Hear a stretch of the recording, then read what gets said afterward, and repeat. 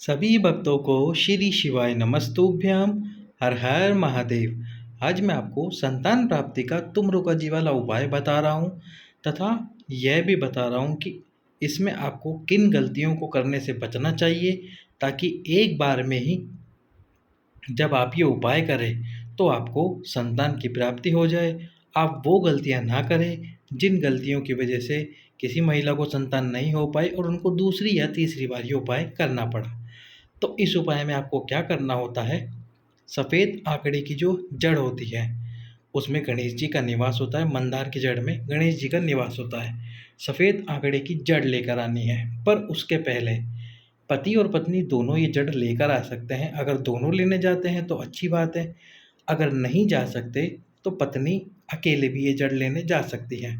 जब आप सफ़ेद आंकड़े के वृक्ष के सम्मुख में हो तो सबसे पहले उस वृक्ष को प्रणाम कीजिए। प्रणाम करने के बाद में उनसे प्रार्थना कीजिए वृक्ष से, क्योंकि वृक्ष के अंदर भी जान होता है। वो जीव होता है, चलता नहीं है लेकिन उसमें भी जान होती है। तो आप उनसे प्रार्थना कीजिए कि आपकी जड़ के उपाय से मुझे संतान की प्राप्ति हो सकती है, मुझ पे कृपा कीजिए। ये जो मैं आपकी जड़ लेकर जाऊंगी इससे मुझे निश्चित ही संतान की प्राप्ति हो। हे मंदार के वृक्ष, हे आंकड़े के वृक्ष, आपकी जड़ में गणेश जी का निवास स्थान होता है, तो वो गणेश जी जब मैं जड़ निकालूं उस जड़ के अंदर ही रहे, और जब उस जड़ को कमर पे बांधूं तो मुझे संतान की प्राप्ति अवश्य हो। ये प्रार्थना कर कर वृक्ष को हाथ जोड़कर फिर उस वृक्ष की जो जड़ है उस जड़ को निकाल लीजिए। अब उस जड़ को निकाल कर घर पे लाकर धोकर शिव मंदिर में लेकर जाइए। शिव मंदिर में आपको लेके जाना है। साथ में लेके किस दिन जाना है आपको, जब आपका पीरियड का 7वां दिन हो, यानी कि रजस्वला धर्म का 7वां दिन हो। 7वां दिन हो उस दिन। अब आपको जड़ कब निकालनी है, यदि आप एक दिन पहले जड़ निकाल के ला सकते हैं पीरियड के 6th डे पर, यानी कि 7वें दिन से एक दिन पहले ला सकते हैं तो अच्छी बात है। 7वें दिन ला सकते हैं तो भी अच्छी बात है। जब आपको समय मिल जाए 7वें दिन भी आप जड़ को लेकर आ सकते हैं और एक दिन पहले भी जड़ को लेकर आ सकते हैं। पर मैं तो यही कहूँगा आप एक दिन पहले जड़ लेकर आ जाएं, क्योंकि यदि 7वें दिन जड़ लेने जाते हैं और किसी कारणवश आप कहीं अटक जाते हैं और सही टाइम पर जड़ नहीं निकाल पाते तो आपका वो उपाय फिर 1 महीने लेट हो सकता है। तो आप एक दिन पहले ही जड़ निकाल कर रख लीजिए अपने पास में और उसको धो कर रख लीजिए। अब 7वें दिन आपको मंदिर के अंदर जाना है। पति और पत्नी दोनों जाइए। यदि पति नहीं जा सकता तो पत्नी अकेले मंदिर में जाइए। 7वें दिन पीरियड के 7th डे आपको मंदिर जाना है और जो शिवलिंग होता है उस शिवलिंग पे से आपको जड़ को घुमाना है। लेकिन घुमाने से पहले एक बात, आपको लाल कपड़ा और लाल धागा लेके जाना है। अब कुछ महिलाएं बोलती हैं कि लाल कपड़ा लाल धागा हमारे पास नहीं है तो हम क्या करें। तो जो आपके पास कपड़ा उपलब्ध हो उस समय पर वो बांध लीजिए और वो धागा ले लीजिए। लेकिन कोशिश कीजिए कि आप लाल कपड़ा और लाल धागा ही बांधें। यदि आप लाल कपड़ा और लाल धागा काम में लेंगे तो निश्चित ही रूप से आपको संतान की प्राप्ति होगी। तो अब उस जड़ को अपने हाथ में लेना है। जड़ को पहले से ही लाल कपड़े में नहीं बांधना है। पहले जड़ को लाल कपड़े में नहीं बांधना, अपने हाथ में रखिए। उसके बाद में 21 बार आपको शिवलिंग पे से उस जड़ को घुमाना है। धीरे धीरे एक बार जैसे आप जड़ घुमाएं तो एक बार तुमरुका जी का नाम लीजिए। दूसरी बार आप जड़ घुमाएं, दूसरी बार तुमरुका जी का नाम लीजिए। यदि आप जड़ घुमाते समय तुमरुका जी का नाम नहीं लेंगे तो उपाय सफल नहीं होगा, और फिर यदि भूल जाते हैं तो उसके बाद में आपको उपाय फिर से करना पड़ जाएगा। तो इसलिए इस बात का ध्यान रखें, 21 बार जब आप शिवलिंग पे से जड़ घुमाएं तो 21 बार ही तुमरुका जी का नाम लें। तुमरुका जी का नाम लेकर उस जड़ को आपकी कमर में बांधना है। शिवलिंग के सम्मुख में खड़े होइए, बाबा से प्रार्थना कीजिए, बाबा बहुत समय से लगी हूँ, सारे उपाय कर लिए, सारी रिपोर्ट्स नॉर्मल आ रही है। हे भोलेनाथ, इस उपाय को सफल कराइए और मुझे संतान की प्राप्ति कराइए महादेव, बहुत समय हो गए हैं।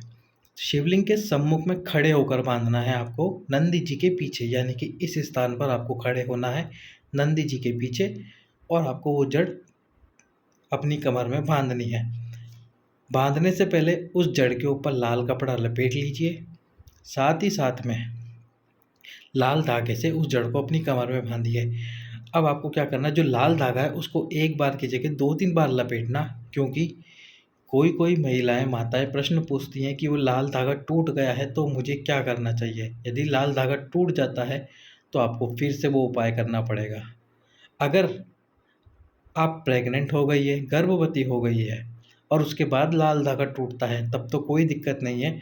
आप उस जड़ को और उस लाल धागे को किसी भी वृक्ष के नीचे रख सकती हैं।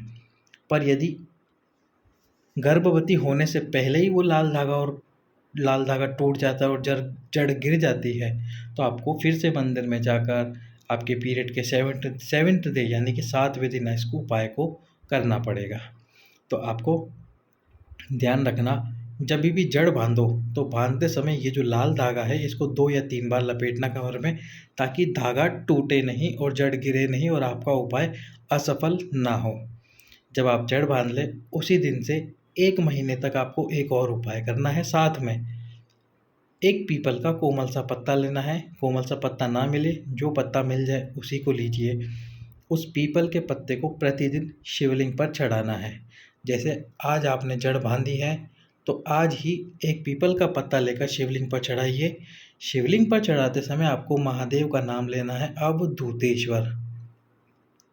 अवधूतेश्वर महादेव का नाम लीजिए। थोड़ी देर पत्ता चढ़ा रहने के बाद में उस पत्ते को उठा लीजिए। शाम के समय गाय के दूध में उस पत्ते को उबाल लीजिए और उबालने के बाद पत्ते को पहले निकाल कर रख दीजिए। आसपास कोई वृक्ष हो तो उसी में रख आइए। यदि आसपास कोई वृक्ष ना हो तो उसको किसी स्थान पर रख दीजिए और जब सुबह आपके हस्बैंड काम पर जाए या आप ही किसी कार्य से बाहर जाएं तो उस पत्ते को वृक्ष के नीचे रख कर आ जाइए। पति और पत्नी को रात में उस दूध को पीना है, दोनों को पीना है। दोनों को दूध पीते समय तुमरुगा जी का स्मरण अवश्य करना है। 1 महीने में यदि आप किसी दिन भूल जाते हैं तुमरुका जी का नाम लेना तो उसमें कोई दिक्कत की बात नहीं, लेकिन जब जब दूध पिए तुमरुका जी का नाम अवश्य लीजिए। तुमरुका जी से प्रार्थना कीजिए, हे तुमरुका जी हमें संतान की प्राप्ति कराइए, और इस दूध को पीकर सो जाइए। अब संडे के दिन आप पीपल का पत्ता कैसे तोड़ें? तो संडे के दिन आप पीपल का पत्ता मत तोड़िए, बल्कि शनिवार को ही 2 पत्ते तोड़ लीजिए। एक पत्ते से उपाय कर लीजिए, एक पत्ते को फ्रिज में रख लीजिए और अगले दिन उस पत्ते से उपाय कर लीजिए। इस प्रकार शनिवार को 2 पत्ते तोड़कर आप रविवार को भी इस उपाय को कर सकते हैं। 1 महीने तक ये दूध आपको पीना है। कुछ माताओं के प्रश्न आते हैं, यदि दूध ना मिले तो क्या करें? आप ऑनलाइन दूध मंगवा लीजिए। ऑनलाइन गाय का दूध अवश्य ही मिल जाता है। आपको ज़्यादा दूध नहीं लेना है, थोड़ा सा दूध लेना है जिसमें वो पत्ता उबल जाए और आप थोड़ा सा दूध पी लीजिए। यदि पति दूध नहीं पीते हैं तो जिस महिला ने ये उपाय किया है वह महिला इस पूरे दूध को पी जाए। इस प्रकार से इस उपाय को कीजिए, निश्चित रूप से आपको संतान की प्राप्ति अवश्य ही होगी। इन सभी बातों का ध्यान रखिए जो मैंने आपको वीडियो में बताई है। यदि कुछ मिस्टेक हो जाती है तो आपको फिर से ये उपाय करना होगा। सभी भक्तों को श्री शिवाय नमस्तु।